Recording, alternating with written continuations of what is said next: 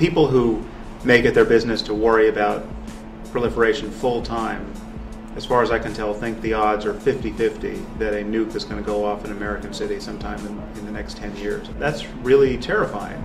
It's also terrifying how little of our attentional and emotional and economic resources we're spending on trying to contain that problem. My name is Sam Harris. I'm a writer and a neuroscientist, and also one of the founders of the Reason Project, which is a nonprofit purpose towards spreading secularism and scientific thinking in society. We should be talking about real problems like nuclear proliferation and genocide and poverty and the crisis in education. I mean, these are issues which tremendous swings in human well-being depend on, and it's not at the center of our moral concern.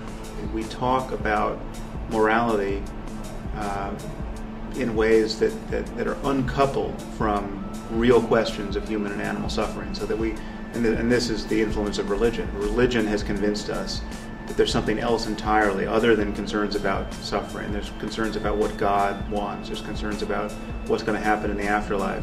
And therefore we talk about things like gay marriage as though it's the greatest problem of the 21st century.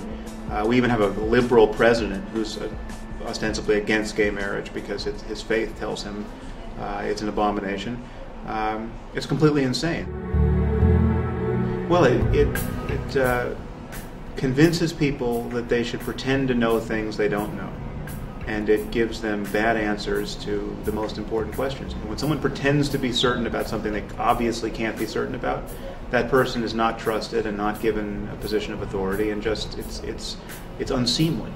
And yet, the moment you shift the conversation to God and the moral structure of the universe as decreed by religion, then all of a sudden all bets are off. You can pretend to know things you absolutely and obviously cannot know. And what's worse is these are mutually incompatible certainties. I mean, there's no way to reconcile Islam with Christianity. This difference of opinion admits of compromise about as much as a coin toss does, because, to take only one example, if you're a Christian of any serious conviction, you have to believe in the divinity of Jesus Christ. Well, it says in two places in the Quran that if you believe that Christ was divine, you will go to hell. So, there is no compromise there. I mean, either Jesus was divine or he wasn't. And we have a world that has been shattered by these competing certainties, and we're lying to ourselves about the causes of this shattering. We have people who are saying, well, it's not really religion, it's politics. Well, it's only politics because it's religion first.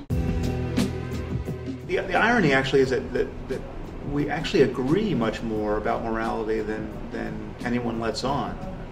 The issue is we do have whole cultures and subcultures that have, based largely on religious conviction, very distorted notions of how human beings can flourish. I mean, we have people who think you should throw battery acid in the faces of little girls for trying to learn to read in Afghanistan. And so clearly there are real-world correlates of that kind of thinking, that kind of orientation. And it's not our job to not judge it and say, well, to each his own. Everyone has to work out their own strategy for human fulfillment. It's just not true. There are people who are wrong about human fulfillment.